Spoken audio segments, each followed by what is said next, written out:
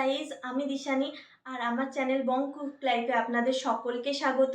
আমি আজকে আপনাদের সাথে দারুণ একটা রান্না শেয়ার করতে এসেছি। চলুন চটজলদি দেখে নিই রান্নাটা। আজকে আমি করছি চিংড়ি মাছের মালাইকারি। এখানে প্রথমে চিংড়ি মাছটা ধুয়ে নিয়েছি, তারপরে নুন, হলুদ আর সামান্য একটু শুকনো লঙ্কার গুঁড়ো দিয়ে মাছগুলোকে মাখিয়ে নিচ্ছি। মাখিয়ে নিয়ে আমি সর্ষের তেলে মাছগুলো ভেজে নেব।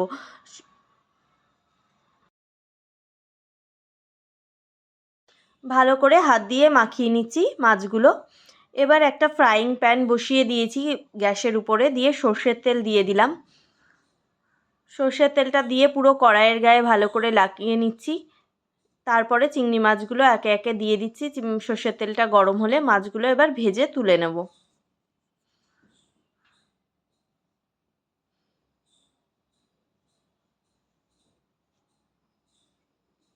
সব মাছগুলো দিয়ে দিয়েছি, এপাশ ওপাশ ভালো করে একটু ভেজে তুলে নিচ্ছি। উল্টে পাল্টে ভালো করে ভেজে নিচ্ছি।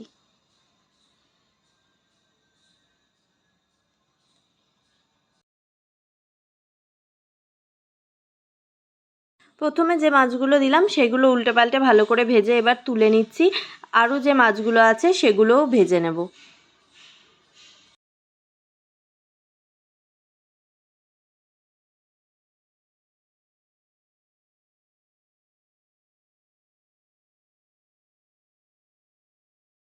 সব মাছগুলো ভাজা হয়ে গেছে। এবার কড়াইতে আমরা গোটা গরম মশলা, শুকনো লঙ্কা আর তেজপাতা ফোড়ন দিয়ে দিলাম।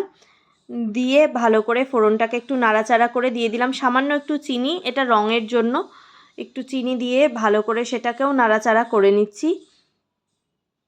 নাড়াচাড়া করা হয়ে গেলে এবার আমরা দুটো পেঁয়াজ বেটে রেখেছি, সেই পেঁয়াজ বাটাটা আমি দিয়ে দিচ্ছি কড়াইতে। পেঁয়াজের সাথে কাঁচা লঙ্কাও বেটে নিয়েছি এখানে আপনারা পেঁয়াজ কুচিও ইউজ করতে পারেন, কিন্তু পেঁয়াজ বাটাটা দিলে বেশি সুন্দর হয় খেতে, ওই জন্য আমি এখানে পেঁয়াজ বাটা ইউজ করলাম।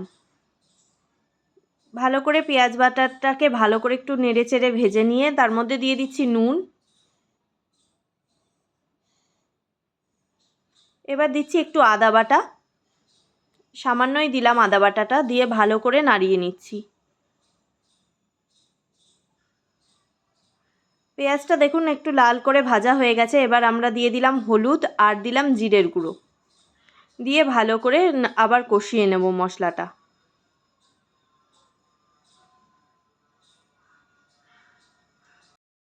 দেখতে যাতে একটু কালারটা ভালো হয় সেই জন্য দিয়ে দিচ্ছি একটু কাশ্মীরি লঙ্কার গুঁড়ো, দিয়েও সেটাও মিক্সড করে নিলাম।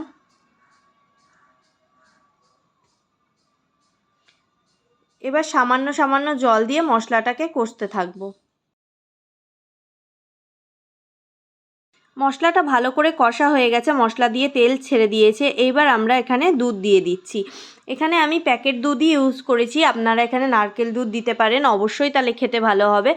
নারকেল দুধটা দিতে পারিনি, এখানে আমি প্যাকেট দুধই ইউজ করেছি। দিয়ে ভালো করে আমি সেটা মিক্সড করে নিয়ে তারপরে ভেজে রাখা চিংড়ি মাছগুলো ঝোলের মধ্যে দিয়ে দিয়েছি। এবার কিছুক্ষণের জন্য ঢেকে দেবো যাতে ভালো করে মাছগুলো সেদ্ধ হয়ে যায় আর সুন্দরভাবে গ্রেভিটাও মিক্সড হয়ে যায় মাছের মধ্যে। তারপরে দিয়ে দিলাম গরম মশলা গুঁড়ো, দিয়ে সামান্য একটু নাড়িয়ে নিয়ে তার মধ্যে দিয়ে দিচ্ছি ঘি, দিয়ে ভালো করে মিক্সড করে নেব। করে নিলেই আমাদের চিংড়ি মাছের মালাইকারি একদম রেডি। এটা গরম ভাতের সাথে খেয়ে দেখুন, অসাধারণ লাগবে। আর এই পদ্ধতিতেই করে দেখুন, খুব ভালো হয় খেতে। আর ভিডিও ভালো লাগলে অবশ্যই লাইক, কমেন্ট, শেয়ার আর সাবস্ক্রাইব করবেন, পাশে থাকবেন। আর কমেন্ট করে জানাতে ভুলবেন না যে মাছের রেসিপিটা কেমন লাগলো আর দেখতে কেমন লাগছে মাছটা। ধন্যবাদ। এবার খেয়ে দেখার পালা। তো গরম গরম ভাতের সাথে এই মালাইকারিটা খুব অসাধারণ লাগে, তাই গরম ভাত নিয়ে নিয়েছি আর মাছটা দিয়ে খেয়ে দেখি কেমন হয়েছে। সত্যি খুব অসাধারণ খেতে হয়েছে, আপনারা একবার ট্রাই করে দেখুন, খুব ভালো লাগবে।